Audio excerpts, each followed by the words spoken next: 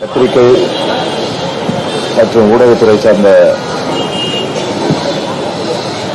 நண்பர்களுக்கு என்னுடைய வணக்கத்தை தெரிவிச்சுக்கிறேன்.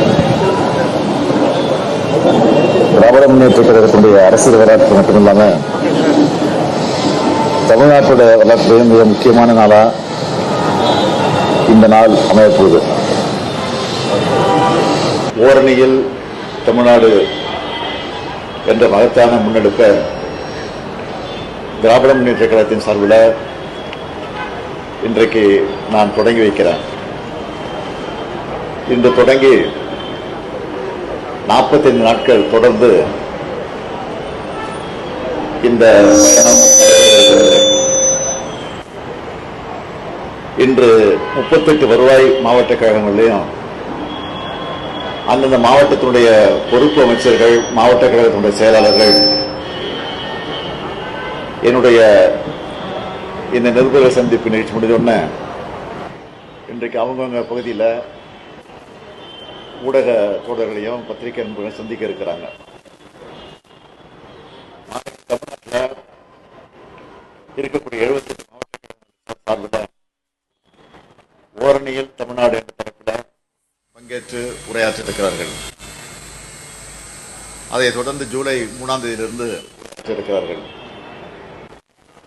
அதைத் தொடர்ந்து ஜூலை 3ஆம் தேதியிலிருந்து தமிழ்நாடு முழுக்க வீடு வீடா போய் மக்களை சந்திக்க இருக்கிறோம்.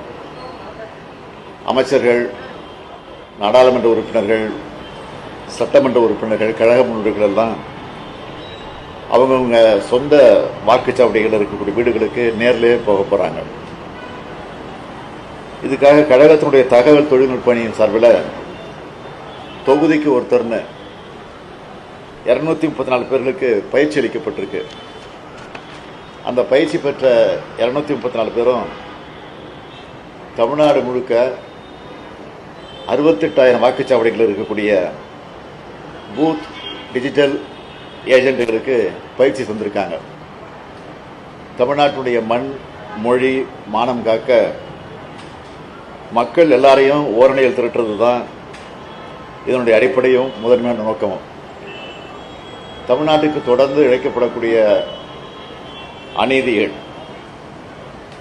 தமிழ்நாட்டு மக்கள் எல்லாரும் ஒருங்கிணையணும், அதை எதிர்த்து போராடணும் என்பதற்கான முயற்சி தான் இந்த முயற்சி. ஒன்றிய பாஜக அரசால் நம்முடைய தமிழும் தமிழ்நாடும் எப்படியெல்லாம் பாதிக்கப்படுதுன்னு நான் ரொம்ப உங்களுக்கு சொல்ல தேவையில்லை. சுருக்கமாக சில தலைப்புச் செய்திகள் மாத்திரம் நான் உங்களுக்கு சொல்ல விரும்புகிறேன். அரசியல், பண்பாடு, மொழி, பொருளாதாரம் எல்லா வகையிலும் நமக்கு எதிராக செயல்படுறாங்க என்பதற்கு சில எடுத்துக்காட்டுகளை சொல்லணும்னா, அனைத்திலும் இழந்த தமிழ்நாட்டை ஒன்றிய அரசு பல்வேறு வழிகளில் பல்வேறு நிலையில் தொடர்ந்து புறக்கணிச்சிட்டு இருக்கு. தமிழ்நாட்டிலிருந்து வசூலிக்கப்படக்கூடிய வரியை தமிழ்நாட்டுடைய வளர்ச்சிக்கு தர்றதில்லை. தமிழ்நாட்டுடைய நிதி உரிமைகள் ஜிஎஸ்டி கொள்கை மூலமாக அது புறக்கணிக்கப்படுது. எதிர்க்கட்சிகள் ஆளக்கூடிய மாநிலங்களுக்கு உரிய நிதி ஒதுக்கிறதில்லை. தமிழ்நாட்டுக்கான சிறப்பு திட்டங்களும் கிடையாது.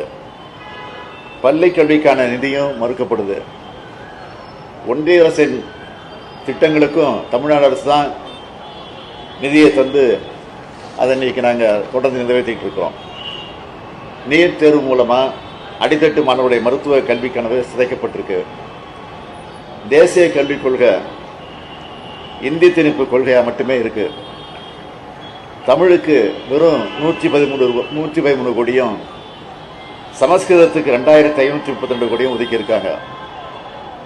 தமிழருடைய வரலாற்று பெருமைக்கு சொல்லக்கூடிய கீழடி அறிக்கையை வெளியிடாம திட்டமிட்டு மறைப்பதற்கான முயற்சியில் ஈடுபட்டிருக்கிறாங்க. இதையெல்லாம் நாங்கள் தொடர்ந்து பேசிட்டு இருக்கிற காரணத்தினால என்னவோ தெரியல,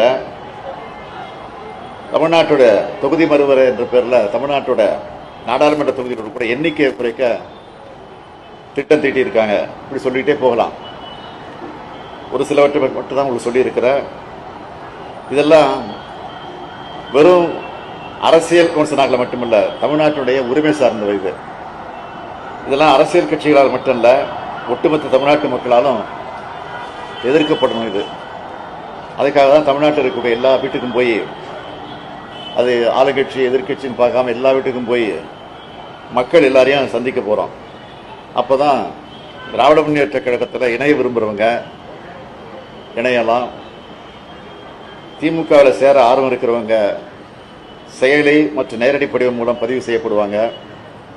மேலோட்டமாக பார்த்தா திமுக தனக்கான உறுப்பினர் சேர்க்குதுன்னு உங்களில் சிலர் கூட நினைக்கலாம்.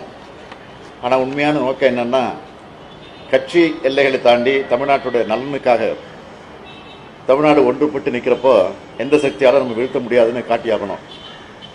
பாஜகவோட அரசியல் படையெடுப்ப, பண்பாட்டு படையெடுப்ப, தமிழ்நாடு மீது தொடுக்கப்பட்டிருக்கும் பொருளாதார போரை எதிர்கொள்ள நெஞ்சுரம் உள்ள அரசியல் சக்தி தேவை. அதை உருவாக்கத்தான் ஓரணியில் தமிழ்நாடு என்கிற பரப்பு உரையை ஒரு இயக்கமாகவே தொடங்கி நடத்த இருக்கிறோம் என்பதை நான் உங்களுக்கு தெரிவித்துக் கொள்கிறேன்.